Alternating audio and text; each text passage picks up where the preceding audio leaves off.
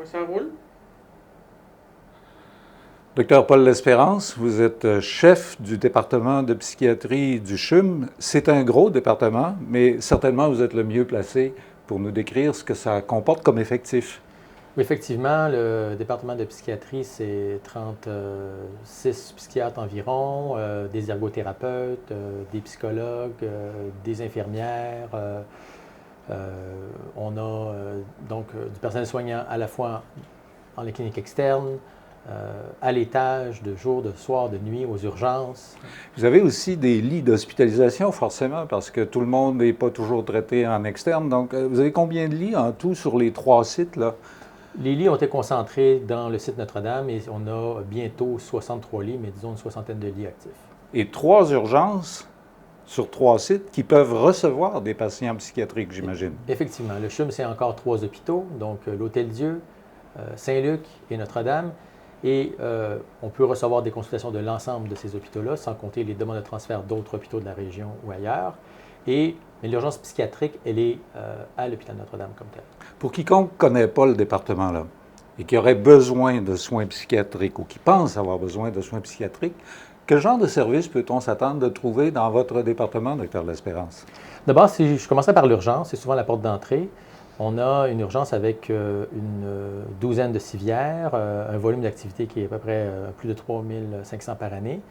Et après ça, on a des services de base. On a des responsabilités populationnelles, c'est-à-dire que la population doit avoir des services en santé mentale et nous, on doit supporter la première ligne et parfois hospitaliser les gens ou les suivre dans nos cliniques externes.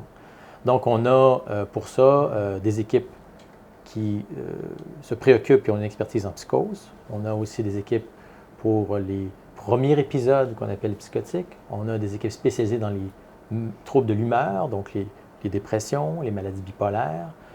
On a bien sûr des gens qui ont des spécialisations dans les domaines des troubles anxieux sévères et également dans les gens qui ont des troubles dans leur relation avec les autres. Je vous ai entendu parler de soutien à la première ligne. Quand vous parlez de première ligne, de quoi parlez-vous exactement? La première ligne, c'est les gens qui ont ou non un médecin de famille et qui ont des problèmes de santé mentale, je dirais, d'un niveau qui n'a pas une très grande gravité, qui ont besoin d'être hospitalisés de façon urgente, mais qui ont besoin d'une intervention, d'une évaluation et de soins.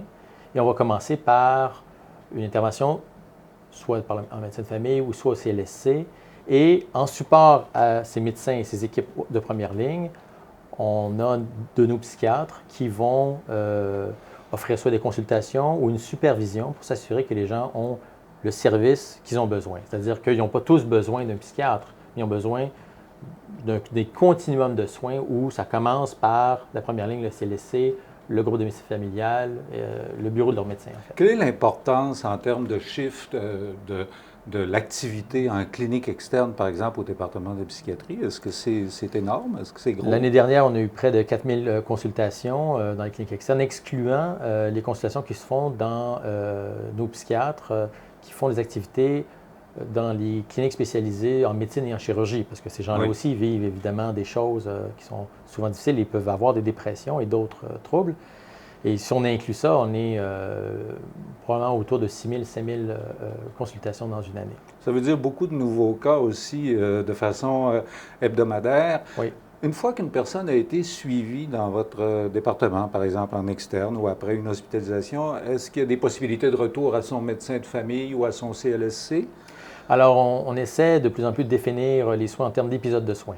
Alors, si on a besoin de la psychiatrie et de toutes ces équipes, on va offrir bien sûr le soin. Si on pense que le patient est suffisamment stabilisé pour être retourné à son médecin, s'il n'y en a pas un, on a une équipe pour essayer d'en trouver un, où on va retourner en première ligne, où il pourra avoir non seulement un suivi médical par son médecin de première ligne, mais aussi un suivi psychosocial par des intervenants qui sont rendus maintenant en première ligne.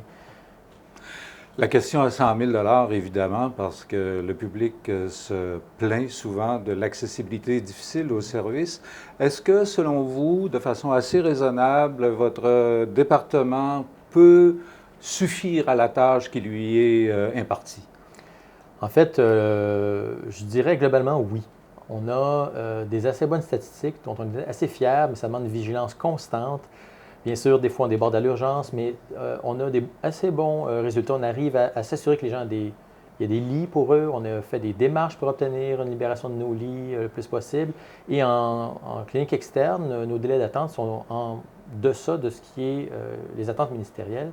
On est en bas de 6 semaines d'attente pour une évaluation, quelle que soit la raison, une fois, bien sûr, que la demande vient de la première ligne. Alors, vous serez d'accord avec moi qu'on peut inviter les gens qui viennent de vous entendre à regarder notre site Internet aussi et à obtenir là des compléments d'information. Alors, merci beaucoup, Dr. L'Espérance. Je vous remercie. Au revoir. Au revoir.